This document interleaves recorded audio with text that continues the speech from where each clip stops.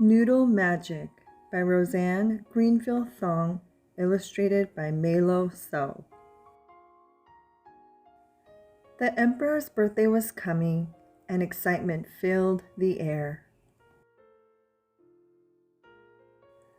Every day, May watched Grandpa Tu make magic with his hands and a bit of dough. She loved the powdery flakes that hung in the air and freckled the morning light. Every evening, Grandpa slapped the dough on the table, kneaded it with his hands, and stretched it into coils. Everyone oohed and awed over Grandpa Tu's noodles, even the moon goddess who brightened the night sky.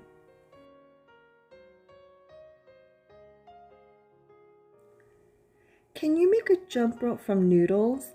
asked May. "Simple as a sunflower seed," said Grandpa. "How about string for our kites?" a neighbor asked. "Easy as a sea breeze," said Grandpa.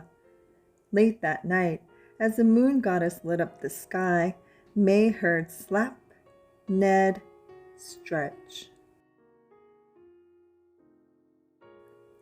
The next morning, May and her friends played and jumped with strands of white, weedy dough. "If only I had your gift," May sighed. "I think you just might," said Grandpa. But May knew that no one could spin magic like Grandpa Tu. One afternoon, May watched the sky fill with fluffy pink creatures. "Can you catch clouds with noodles?" she asked. "Fast as a flying fish," said Grandpa. That night, as moonlight flooded the room, May watched Grandpa slap, Ned, and stretch. The next morning, they gathered streams of fluffy pink clouds just as the sun was rising. "Your magic's the best," said May.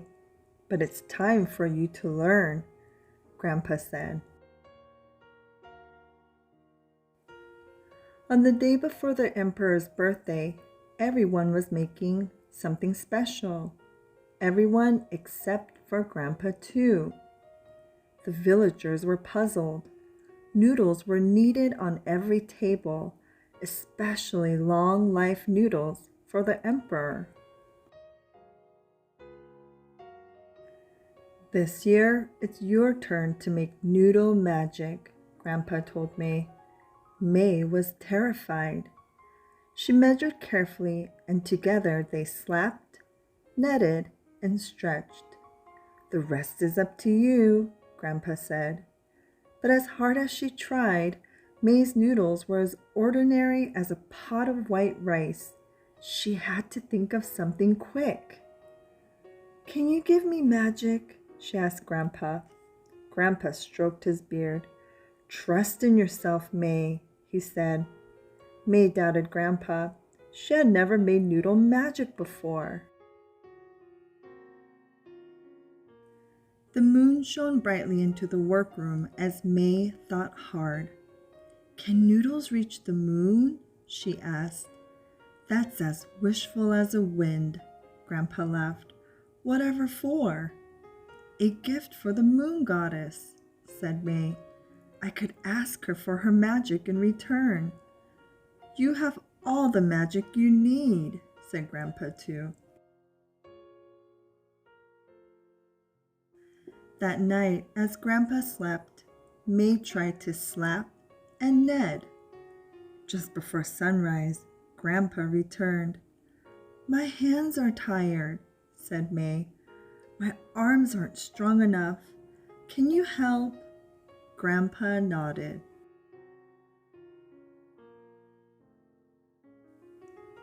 Together, they stretched and pulled until her dough reached the forest edge.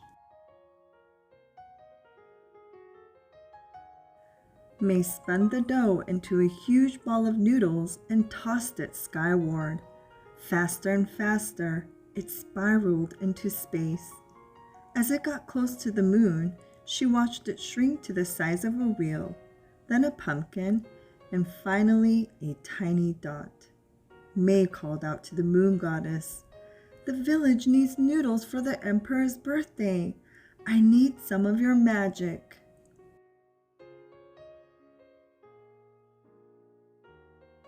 The moon goddess was delighted with the gift, though she knew May had to do this job herself. Thank you, May, she said.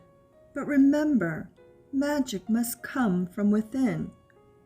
May took a deep breath. She had to think of something.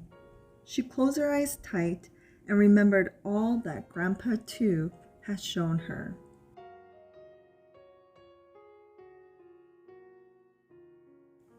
With a tug-of-war twang, May yanked her end of the noodles. They stretched back and forth, up and down, until finally there was a snap.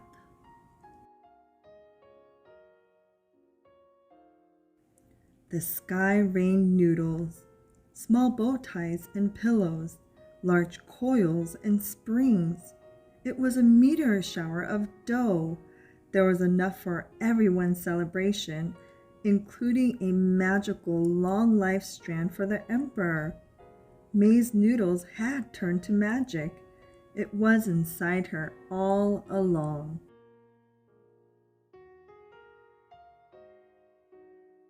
From then on, the only sounds in May's workshop were slap, Ned, stretch, and whoa. I hope you enjoyed today's story. If you liked the book, don't forget to hit the like and the subscribe button below. As always, thank you for reading with me, and I'll see you at our next story time.